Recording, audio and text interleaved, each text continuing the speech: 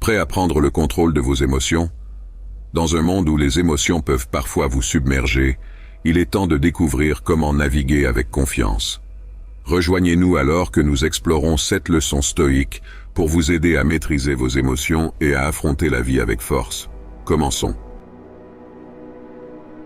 Marc Aurèle a dit un jour, « Tu as le pouvoir sur ton esprit, pas sur les événements extérieurs.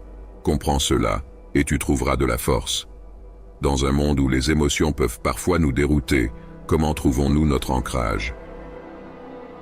Avant de commencer, j'apprécierais si vous pouviez aimer la vidéo, cela nous aiderait à continuer à diffuser la philosophie stoïque. Si vous n'êtes pas encore abonné, je vous recommande de le faire et d'activer la cloche pour ne manquer aucune vidéo. Leçon numéro 1. Comprenez ce qui est sous votre contrôle. Vous êtes-vous déjà retrouvé pris dans une tempête? Pas une tempête avec de la pluie et du tonnerre, mais les tempêtes de la vie, des événements inattendus, des déceptions ou des changements soudains. Les stoïciens ont une leçon qui ressemble à une ancre dans ces tempêtes, la dichotomie du contrôle. Imaginez ceci, vous prévoyez un événement en plein air et malgré toutes vos préparations, il pleut. Maintenant, vous ne pouvez pas contrôler la météo, peu importe à quel point vous aimeriez le faire. Mais votre réaction à la pluie, cela dépend entièrement de vous. Vous pourriez vous lamenter, vous frustrer, ou vous pourriez vous adapter, peut-être déplacer l'événement à l'intérieur, ou voir la pluie comme un changement rafraîchissant. Épictète, qui est né esclave et est devenu l'un des penseurs les plus influents de son époque, l'a dit de manière concise. Certaines choses sont sous notre contrôle et d'autres ne le sont pas. Cela semble simple, non? Mais dans cette simplicité réside une sagesse profonde qui a le pouvoir de transformer nos vies. Chaque jour, nous sommes confrontés à une myriade de situations. Certaines nous pouvons les influencer, comme nos routines quotidiennes, les livres que nous lisons ou la compagnie que nous gardons. Mais beaucoup sont hors de notre portée. Les événements mondiaux, les actions des autres, le passage du temps et oui, la météo. Maintenant, voici où cela devient intéressant. Les stoïciens croyaient que notre bien-être ne dépend pas des événements extérieurs, mais de la façon dont nous les interprétons et y réagissons. Ce n'est pas l'événement lui-même, mais notre jugement sur l'événement qui provoque nos émotions. Pensez à un moment où vous avez connu un revers. Peut-être que vous n'avez pas obtenu le travail que vous souhaitiez. À ce moment-là, cela semblait être un désastre. Mais avec le temps, peut-être avez-vous réalisé que c'était une bénédiction déguisée, vous conduisant vers une meilleure opportunité ou une croissance personnelle. Mais comment mettons-nous cela en pratique? Commencez par vous demander, est-ce quelque chose que je peux contrôler? Si la réponse est oui, passez à l'action. Si la réponse est non, c'est une opportunité de pratiquer l'acceptation et l'adaptabilité.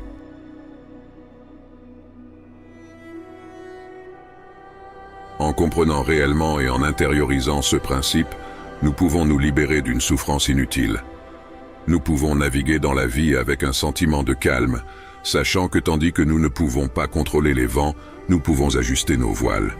Dans un monde qui semble souvent chaotique, la dichotomie du contrôle est un phare de clarté. Elle nous rappelle de concentrer notre énergie là où elle compte le plus et d'embrasser la sérénité, en sachant que certaines choses sont simplement hors de notre portée. Leçon numéro 2. Réfléchissez avant de réagir. Dans l'ère numérique d'aujourd'hui, où l'immédiateté est souvent célébrée, l'art de la réflexion peut sembler désuet. Et pourtant, c'est cet acte même de faire une pause et de méditer qui peut être notre bouée de sauvetage dans un monde qui exige des réponses rapides.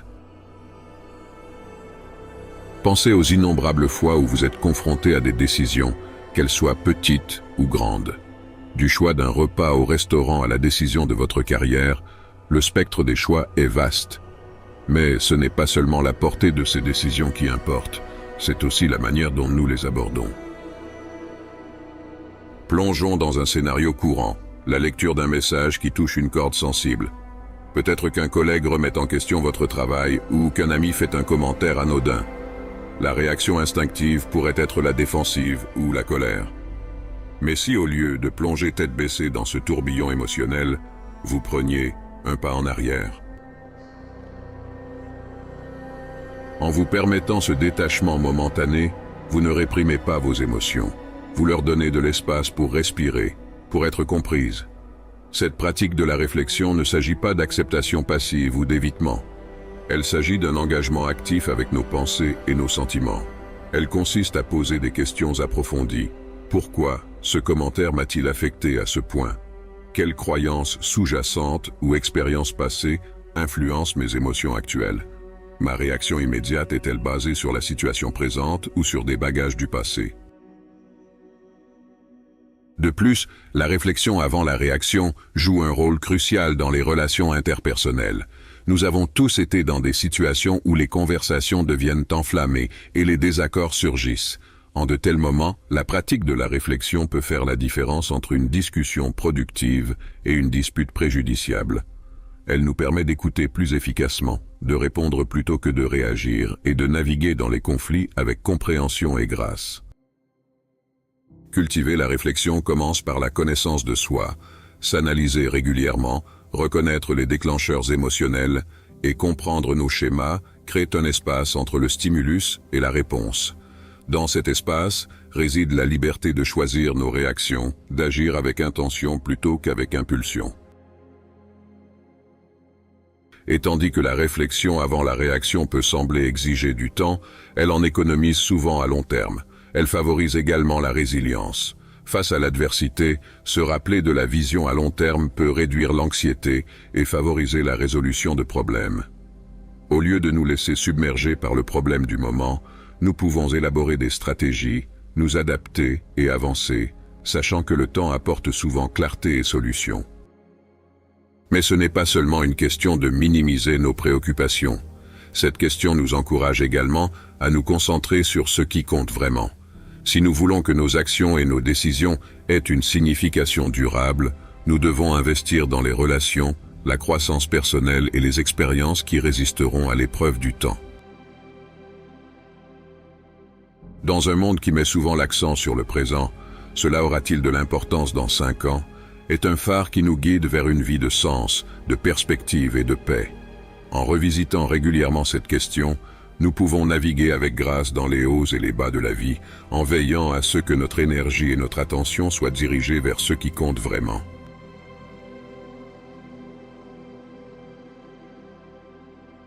Leçon numéro 3. Pratiquer la désaffection.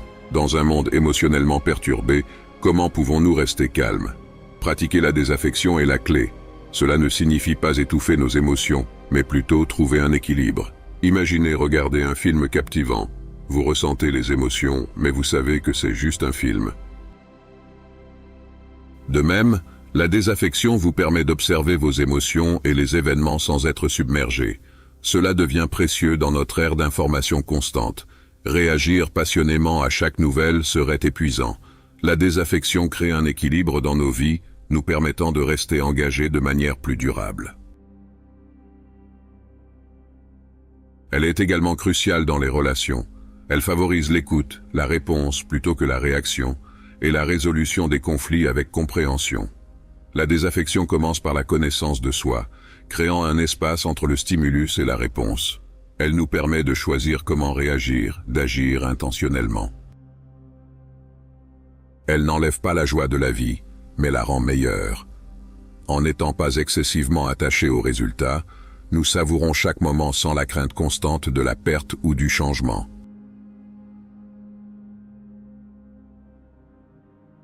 Leçon numéro 4. Perspective à 5 ans. La vie est pleine de petits tracas qui peuvent nous agacer. Un rendez-vous manqué, une remarque désagréable ou un événement manqué peut sembler crucial sur le moment.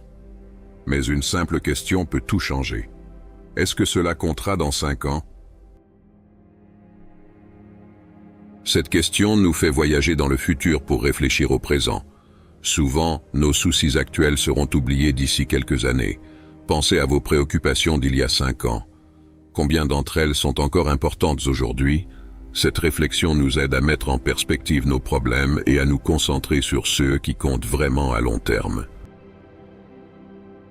Cela aura-t-il de l'importance dans 5 ans?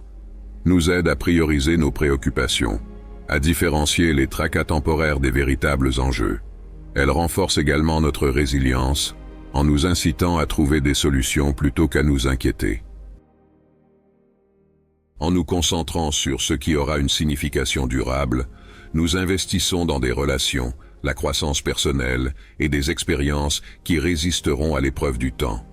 Revenez régulièrement à cette question pour naviguer avec sérénité dans les hauts et les bas de la vie. Leçon numéro 5. Le journal stoïcien. Tenir un journal est une pratique puissante pour la réflexion personnelle. Les stoïciens l'ont bien compris. Plutôt qu'une simple chronique des événements, un journal stoïcien est un outil d'introspection. Imaginez terminer votre journée en réfléchissant à vos réactions. Pourquoi certaines choses vous ont-elles contrarié? Qu'est-ce qui a éveillé de la joie? En analysant votre journée, vous découvrez des schémas. Vous identifiez les déclencheurs émotionnels, vos valeurs et les habitudes qui façonnent votre vie. Cette pratique, suivie par des philosophes comme Marc Aurèle, offre des révélations profondes. Vous pouvez repérer des situations stressantes récurrentes et trouver des moyens de les gérer. Vous pouvez découvrir des pratiques qui améliorent votre humeur. En tenant un journal stoïcien, vous vous engagez à la croissance personnelle et à la compréhension de soi. C'est comme avoir un ami sage à vos côtés, toujours prêt à écouter et à guider.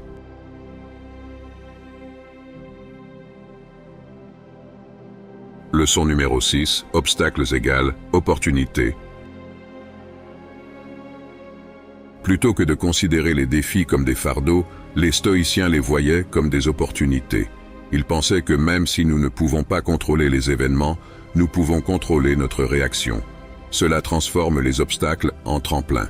Par exemple, une perte d'emploi peut déboucher sur une nouvelle carrière ou la création d'une entreprise. Une rupture peut conduire à la croissance personnelle et à des relations plus profondes. En voyant les obstacles comme des opportunités, nous devenons plus résilients. Plutôt que d'être submergés, nous trouvons des moyens de nous adapter et de grandir. Cette mentalité nous incite à être proactifs, à chercher des solutions et à tirer le meilleur parti de la situation.